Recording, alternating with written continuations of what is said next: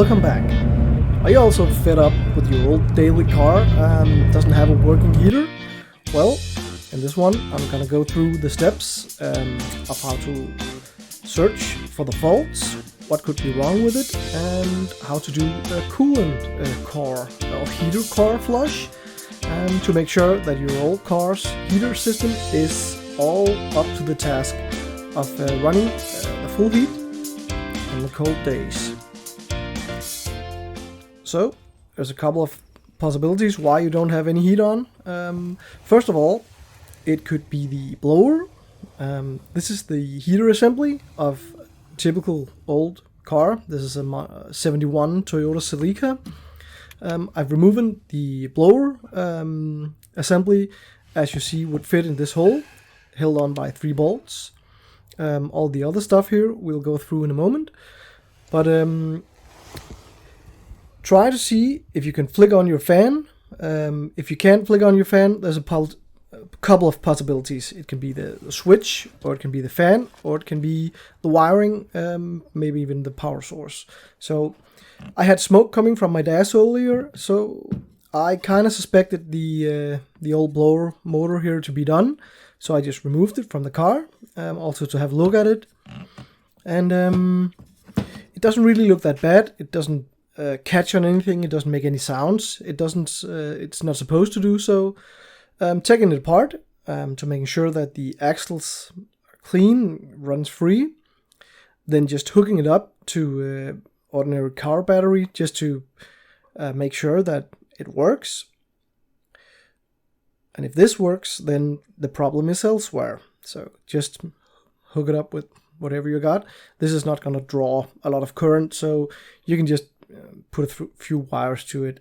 And as you can see, it just starts up and runs. So cleaning it up, planning on getting it back in the car, putting it back together, and just for good measures, hooking it back up, making it run for some time, and nothing's wrong with it. So back in the car, as I said, it could be the switch, as it's not the blower motor.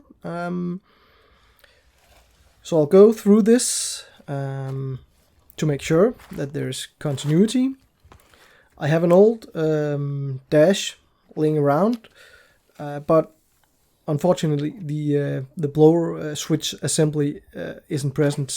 But this gives me a rough idea of what to take off to get this removed from the car.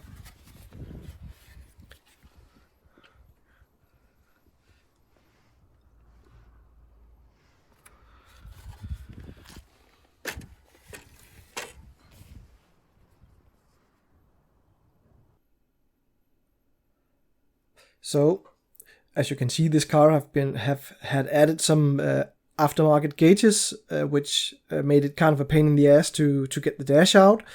But I eventually managed to get some measurements done with my meter here, and I could tell that there was voltage present from the 2 settings. There was a 6 volt and a 12 volt.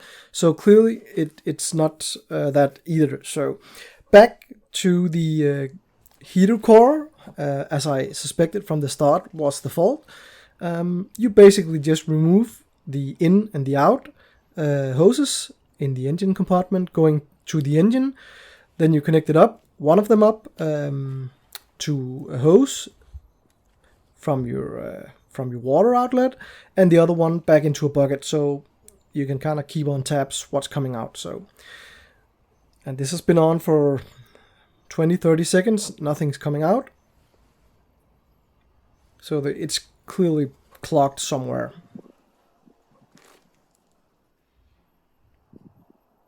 So, taking it back off.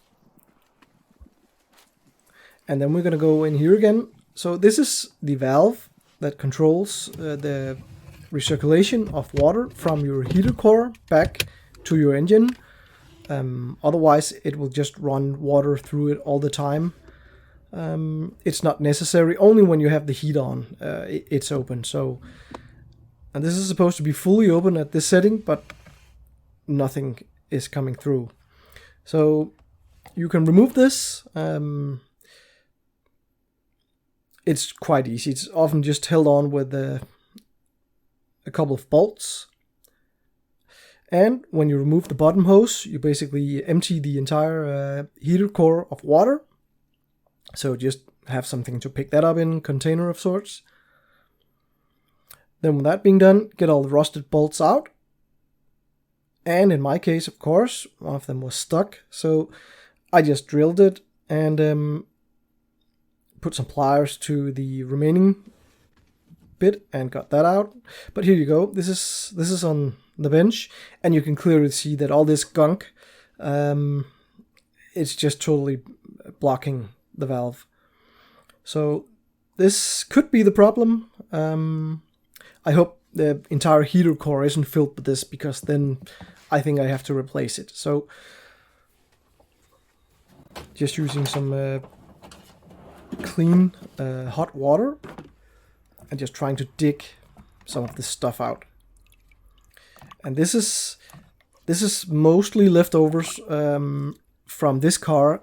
Have been running with only water in the coolant system for 20 some years, and it's also been parked up for some of those years. So that is gonna take a lot of iron and stuff from the block and the freeze plugs and everything that you got in your engine that doesn't really wanna not corrode when just being exposed to water. So that's why you always should run coolant mixed in, not just water. Just running water is mostly for, well, basically race cars. So getting all this stuff out. Some of it seemed like it wasn't really that solid, so it came out pretty easy. Some of it was really stuck in there, so I just went to town with a little screwdriver.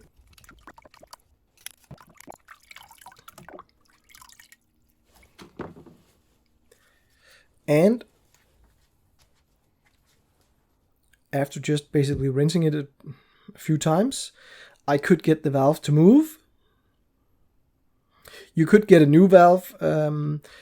This is just because this is a 51-year-old car, so I can't really get replacements for it. So I'm just going to reuse it if I can get it to work. Okay, back and see if that solved it. Hooking it back up. Not having the valve on there, I'm just running the return line right into this bucket and turning it on. There you go. And you can see the heater core was probably also filled with this, because this is basically clean water coming in, and it just keeps on looking like this for some time. So run the water through, dispose of this disgusting water properly.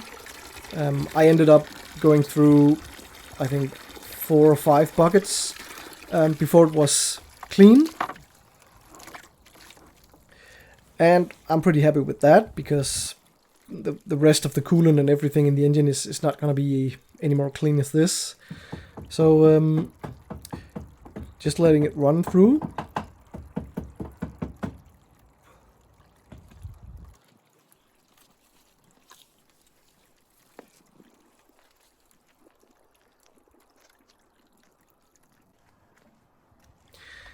And this is like the 5th bucket, I think.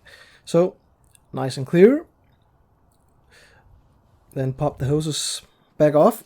Put everything back into place. You can see the mess this makes. The residue back in the valve and the heater core almost being solids. So, a lot of rust. Some cleaning is required. Everything back on. The engine's running. Also everything being soaked. This is just steam from my wet exhaust wrap. So heating up, see if the car leaks inside. That's very important, especially when you fiddle with everything. So trying the valve just to make sure that everything works when you put on the heat. So there, heat's on, perfect. And everything just moves freely, and it's not leaking, so that's probably the most important part. Alright, heat is restored. works. Thanks for watching. Remember to subscribe for more. See you!